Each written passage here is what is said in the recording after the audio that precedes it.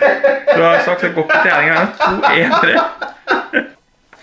Hello and welcome to another battle report here at the Free Table Corner. This time the Witch Hunters, the Hammers of Heresy, will face the Reiklanders, the Iron Boots. The Witch Hunter priest has discovered that the Reiklanders have allied themselves with a Warlock. And then the priest encounters Captain Craig in the narrow streets of Mordheim. The priest demands that the Warlock be handed over. However, Captain Craig points at him and calls the priest a fool who cannot differentiate between the gold hunting and the sheer madness. Upon hearing this, Victor Hailbane gathers the Witch Hunters and sets out to purge the devilry from the earth. Priest Matthias leaned closer over the table, planting his hands firmly on either side of Victor's plate. "They are harbouring a warlock, I tell you. He must be purged from this earth." Victor appraised him thoughtfully. They were Reiklanders, and he bore no ill will towards Reiklanders in general. But if they indeed had a warlock among them, they must be cleansed, he concluded with a firm resolve. Now, before we get started, I would greatly appreciate it if you could subscribe to the channel if you like what you see. It gives us both motivation and joy to create these videos. The mission we rolled for this time was to occupy.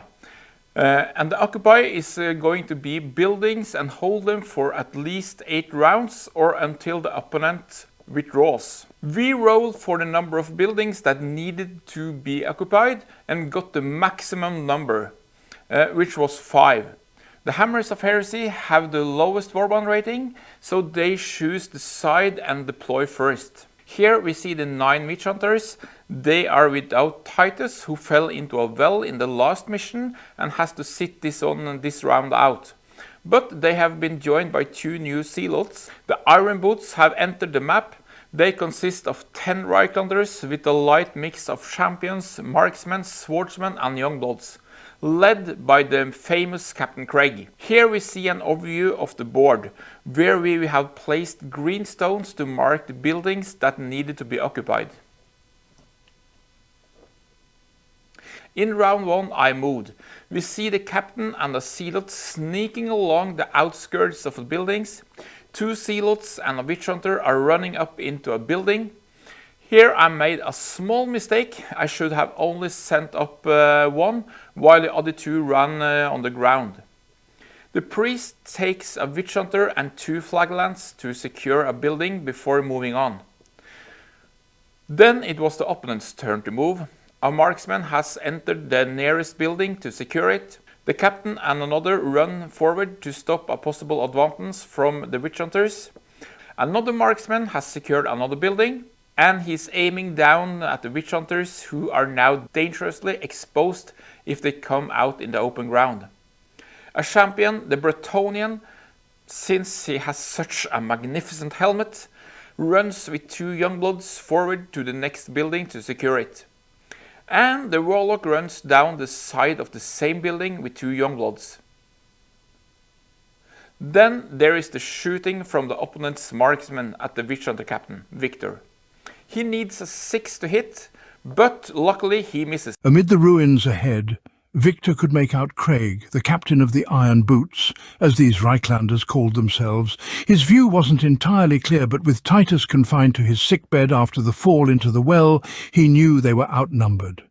He attempted to peer over a collapsed stone building, but as soon as his head emerged, an arrow whizzed dangerously close.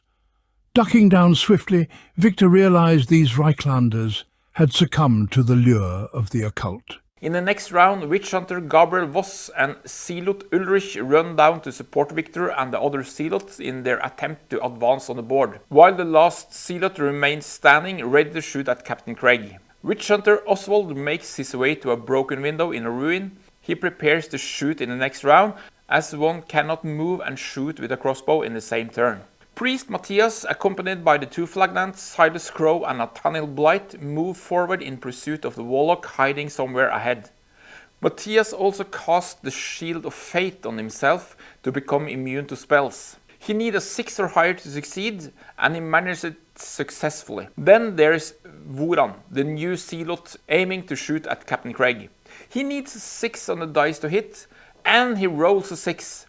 For wounding he needs a 4 or higher, which he achieves. A 5 or 6 would have taken the captain out of action, but a roll of 3 stuns him.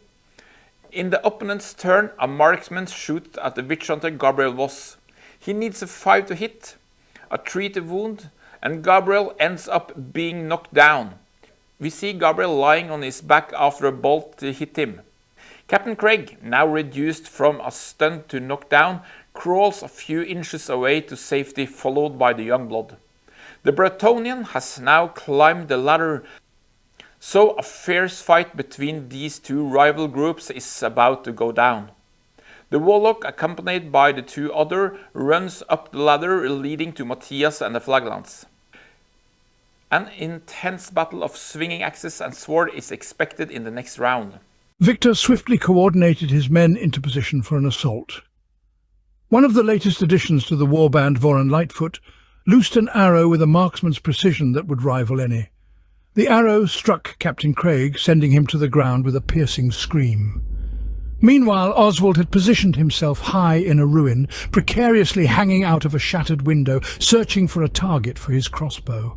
Arrows flew in every direction, and unfortunately one found its mark in Gabriel Voss, who fell to the ground with a thud. Victor felt the intensity of the battle hanging heavy in the air, a palpable tension that spoke of the dire stakes at hand. Both of us were excited about what the next round would unfold. I was so engrossed that some of the filming wasn't great, and you'll understand why. First we see 2 zealots charging towards the captain and the Youngblood, while Gabriel Voss gets back on his feet, closely following Victor, who is ready to fire an arrow at one of the Reiklanders. Meanwhile, a zealot left in the tower also aims to shoot at the marksman. Victor shoots first, needing a 5 to hit, and he hits. He needs a 4 to wound, but a 3 on the dice is a miss. The zealot's turn comes next. He needs a 6. Will he be as lucky as before? No, he won't. Next, the witch hunter in the window takes his shot at the captain. He needs a 5 to hit, so a 4 is not enough. A sneaking feeling that the dices are not in my favor today starts to creep in, as I often roll just under what I need.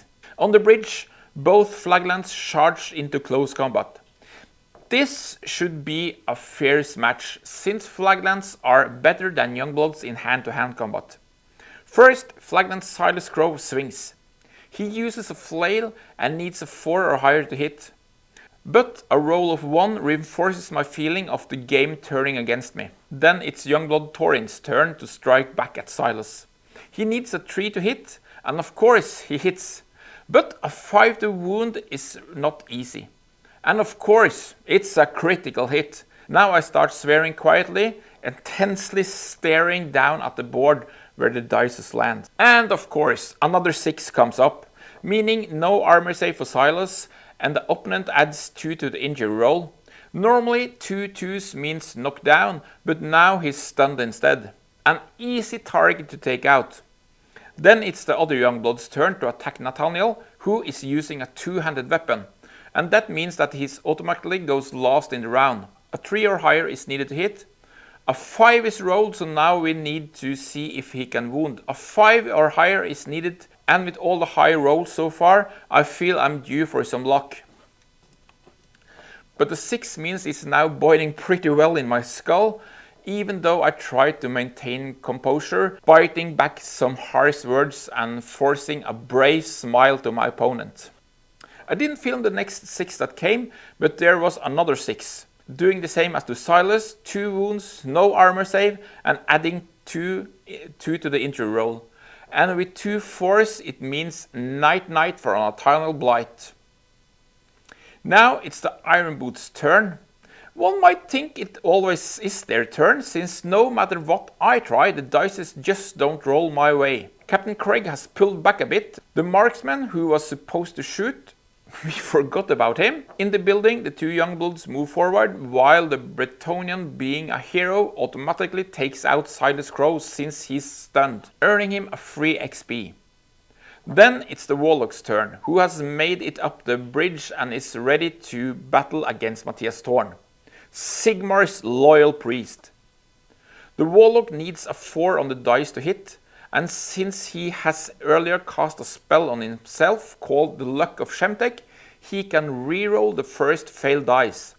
But for once it's a miss, then it's Matthias' turn. He only needs 3 to hit, but true to form, it's a 2 and another miss. 2 youngbloods following the Warlock run forward to secure the next building in the mission. Victor released an arrow, but his focus was riveted on the tumult unfolding in a building further ahead. The battle cries of Nathaniel and Silas invoking Sigmar's valour rang out as they charged at 3 Reiklanders. With ferocious strength, Silas swung his flail. However, his opponent nimbly dodged aside, driving a sword deep into Silas's chest. Silas crumpled to the ground in a heap. Beside him, Nathaniel, brandishing his 2-handed axe overhead, exposed himself fatally. A sword from an enemy combatant plunged into his abdomen, emerging gruesomely from his back. The guttural cries of agony that followed sent a shockwave of horror through the battlefield. On the other side, the sudden scream of the priest alerted Victor to the Warlock's entry into the fray. In a heartbeat, he had lost 2 of his finest men. The realization struck him with a cold, ruthless finality. Then a new round begins. I was so irritated that the filming was a hit or miss, and I forgot to film everything that happened, but I managed to capture the most important parts of the game. First, Warren shoots at the Youngblood, but misses by a long shot. Then it's Oswald in the Window's turn. He shoots at the Bretonnian.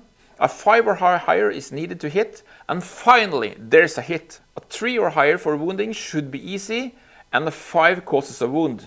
A 2 sends the Bretonnian to the ground with a minor scratch. Now it's the Warlock's turn. He goes first in the round since he has the initiative of 4 and the priest has 3.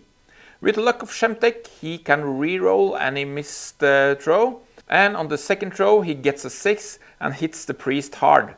But he needs a 40 wound, and that's not always easy. Yet, another 6 ensures a critical hit. A 1 on the dice for the critical effect results in 2 wounds. A 3 and a 4 send the priest to the ground stunned. But then I remember, the priest has a shield, so he gets 2 armor saves. He needs a 6 on the dice to stand safely and strike back. And now I say out loud, Dear Sigmar, give me 2 6s. Sigmar is definitely not with the hammers of heresy today. I can't hold back anymore, and my middle finger comes out. Rarely do I get this angry when I'm playing, and my opponent's evil laughter doesn't help. Here we see a priest laying on his back, looking up at the sky, wondering why Sigmar has forsaken him.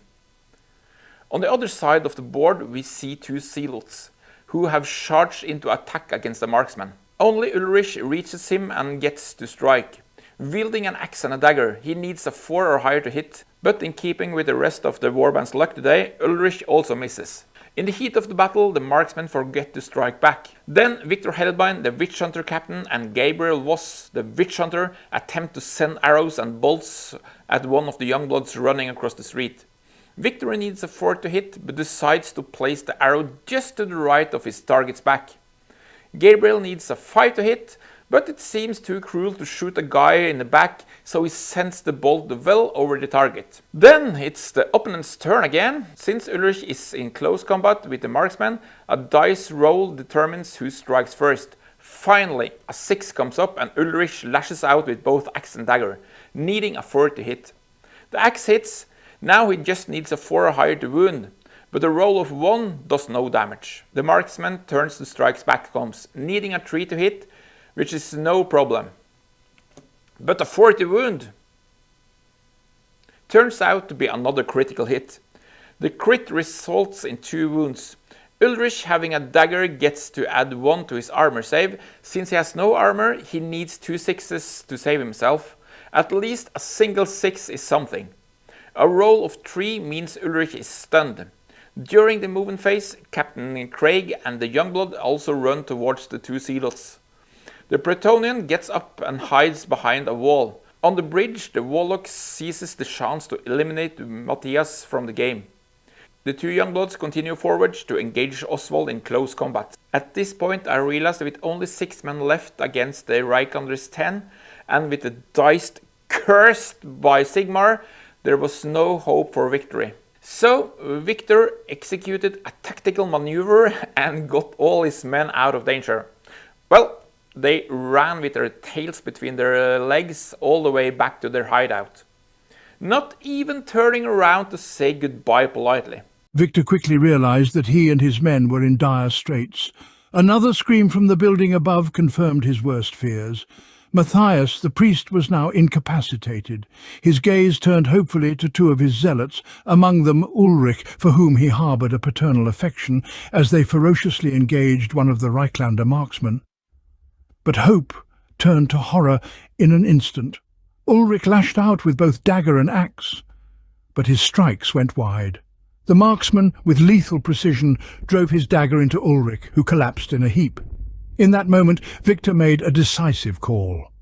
He would extract his men from this cauldron of chaos, retreat and regroup.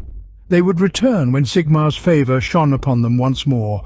Now, what will happen to Matthias and the two Flaglands? Will they be fit to fight another day, or could one of them die from the injuries sustained in the dark streets of Mordheim?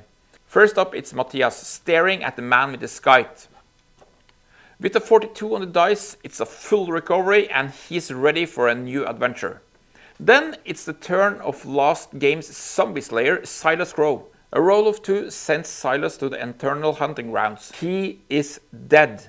Now it's Nathaniel Blight's turn, the man with the axe who was taken out last game but survived. Will he come back once more? A roll of 1 ensures Nathaniel joins Silas on the journey. This was a heavy blow to the Hammers of Heresy.